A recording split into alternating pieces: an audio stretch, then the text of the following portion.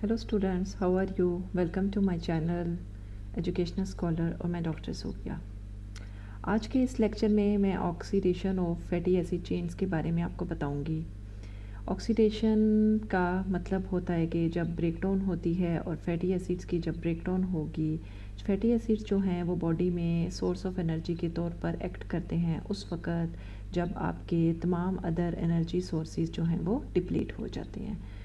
Fatty acids in the form of ट्राइएसिल glycerols body के अंदर store होते हैं। जब इनकी हाइड्रोलिसिस होती है with the help of lipases enzymes, तो ये गेट कन्वर्टेड हो जाते हैं ग्लिसरॉल और फैटी एसिड्स के अंदर। ये फैटी एसिड्स जब बीटा ऑक्सीडेशन पाथवे के प्रोसेस से पास आउट करते हैं, ये आपको हेल्प करते हैं इन the formation of acetyl CoA, जो कि क्रेब्स साइकिल के अंदर एंटर होकर आपको एनर्जी सोर्स या एनर्जी की फॉर्मेशन में हेल्प कर रहा होता है।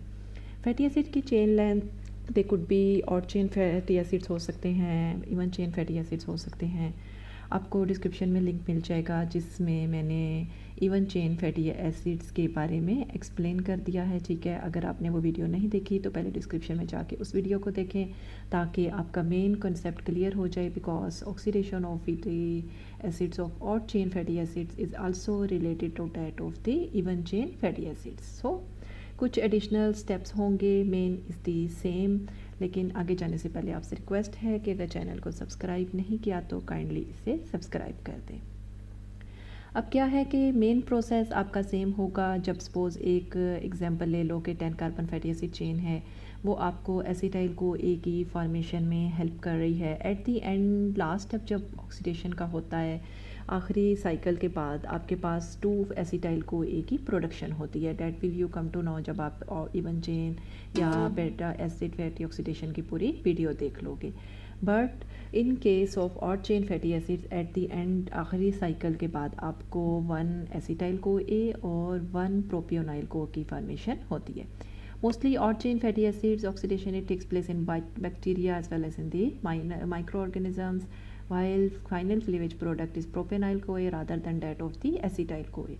Then this जो propenyl CoA इसे एक further step के थ्रू अंदर एंटर होके ये कन्वर्ट हो जाता है सक्सीनाइल CoA के अंदर, यानी odd chain को कन्वर्ट होना पड़ता है एक पहले इवन चेन के अंदर, लेटर ऑन फिर वो आपको एनर्जी जनरेशन के प्रोसेस को कंप्लीट करने में हेल्प करेंगे। सो इट्स दी प्रोपेनाइल को ए। एवरी बीटा ऑक्सीडेशन पाथवे के बाद आपकी जो फैटी एसिड चेन है, हर एक साइकिल के बाद along with the release of 1 acetyl CoA जो चेन लेंथ है वो शॉर्ट हो जाती है। At the end you get all acetyl co A, at the end you get 2 acetyl co in case of even chain fatty acid, while 1 acetyl CoA and 1 propenyl CoA in case of the odd chain fatty acids।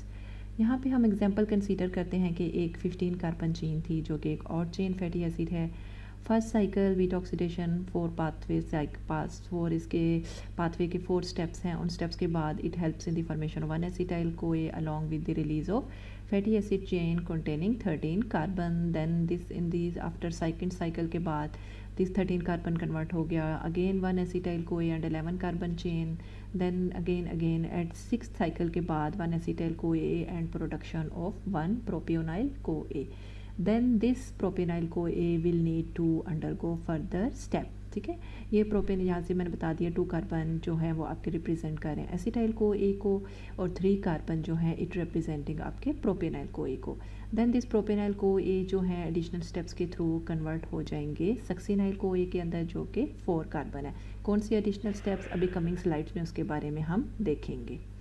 ये succinyl CoA जब किसकी production हो जाती है, ये तो या तो डायरेक्टली एंटर हो सकता है इनटू TCA साइकिल जिसे हम try carboxylic acid cycle, Krebs cycle का नाम भी दे देते हैं, या ये 4 कार्बन चेन आपको 2 एसिटाइल CoA की प्रोडक्शन में हेल्प करेंगे which can enters into the Krebs cycle और tricarboxylic acid cycle. Additional steps कौन से हैं? 2 4 ठीक है, 4 step reaction, different step reaction है। फर्स्ट स्टेप में प्रोपेनाइल CoA जो है it's carboxylated and get converted into methyl malonyl CoA। ATP की हाइड्रोलिसिस होगी यानी as a source of energy act करेंगे। Enzyme used is the propanyl CoA carboxylase. So propanyl CoA get converted into D methyl malonyl यानी D and L isomers. Isomeric forms हैं जिस तरह से left and right handed forms exist करती हैं। Second step के अंदर आपका मिथाइल मेलोनाइल CoA जो है ये सिंपल कन्वर्ट हो जाएगा डी फॉर्म से अपनी एल फॉर्म के अंदर। थर्ड स्टेप में क्या होगा कि आपका एल मिथाइल मैलोनाइल कोए है जी, it get converted into succinyl कोए।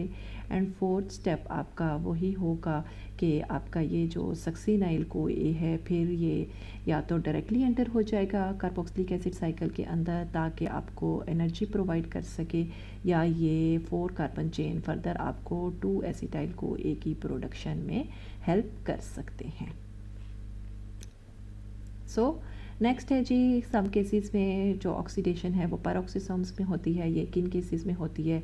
नॉर्मल जो बीटा ऑक्सीडेशन का पाथवे है वो माइटोकॉन्ड्रिया के अंदर ही एक्ट कर रहा है, but when there are very long chain fatty acids, तो जिस तरह और चेन के केस में उन्हें पहले इवन चेन में कन्वर्ट होना पड़ता है, फिर वो एनर्जी प्रोवाइड करते हैं इन the form of acetyl co. यहाँ पे भी क्या होगा, जो कि आपकी very long chain fatty acids होंगी वो पैरोक्सिसोम्स के एंटर हो जाएंगी, वहाँ पे ये पहले शॉर्ट चेन में कन्वर्ट होंगी और फिर लेटर ऑन बीटा ऑक्सीडेशन का प्रोसेस जो है वो कंप्लीट होगा। पैरोक्सिसोम्स दे आर द ऑर्गेनेल्स जहाँ पे कैटालिस प्रेजेंट होता है साइल कोऑक्साइड डिहाइड्रोजनेज की प्रेजेंस में, डिहाई ऑक्सीजन इलेक्ट्रॉन्स जो हैं वो ऑक्सीजन की तरफ ट्रांसफ़र हो जाएंगे ताकि वो हाइड्रोजन पेरोक्साइड को convert कर सके into water. This is a very long chain fatty acid in the presence of acyl co-dehydrogenases enzyme catalysis which catalyzes the hydrogen peroxide into water. ठीक है, वाटर के अंदर और मालिकुलर ऑक्सीजन के अंदर इनको कन्वर्ट कर दिया। ठीक है, दैट्स वाई जो आपकी very long chain fatty acids थी वो जब शॉर्ट चेन में थोड़ी कन्वर्ट हो जाएंगी तो reading process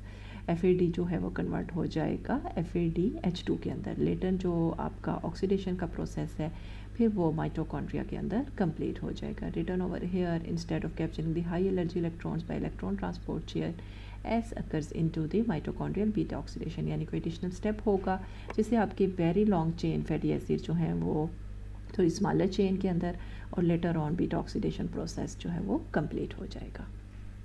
so you can see कि ये ऑक्सीडेशन ऑफ फैटी एसिड्स किस तरह से एक्ट करती है। फैट स्टेट यानी जब आप खा पी रहे होते हो नॉर्मल, तब आपका इंसुलिन का लेवल हाई होता है। इंसुलिन का लेवल हाई होगा तो ग्लूकागोन का लेवल लो होगा, क्योंकि ये जो बोथ एंजाइम्स जो हैं एक दूसरे से अपोजिटली काम कर रहे होते हैं और उस वक्त कोई हाइड्रोलिसिस नहीं होगी स्टोर्ड ट्राइएसिलग्लिसरॉल्स की। ठीक है, फैटी एसिड जो है वो साइटोसोल के अंदर ही रहेंगे, क्योंकि जो इनकी ऑक्सीडेशन या इनकी ब्रेकडाउन का प्रोसेस या इनकी हाइड्रोलिसिस का प्रोसेस जो है वो आपका माइटोकॉन्ड्रिया के अंदर कंप्लीट होता है। But in case of starvation क्या होगा, एनर्जी लेवल डाउन हो गया है, ग्लूकोज का लेवल डाउन होने की वजह से इंसुलिन लेवल भी डाउन हो गया है, उस केस में आपका ग्लूकागोन का लेवल हाई हो जाएगा। एपिनेफ्रिन नेफ्रॉन्स हार्मोन्स उनका भी लेवल हाई हो जाएगा।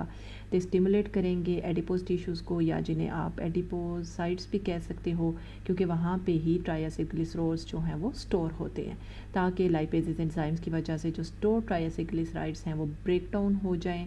ठीक है, जब उनकी ब्रेक डाउन होगी तो फैटी एसिड्स जो हैं वो गेट कन्वर्टेड हो जाएंगे साइटोसोल से into the mitochondria with the help of carnitine shuttle system. तो आप को बीटा ऑक्सीडेशन के मेन पाथवे से पता लग जाएगा। ठीक है, और वहाँ पे बीटा ऑक्सीडेशन का प्रोसेस माइटोकॉन्ड्रिया के अंदर कंप्लीट होगा to provide energy in the form of the acetyl कोए।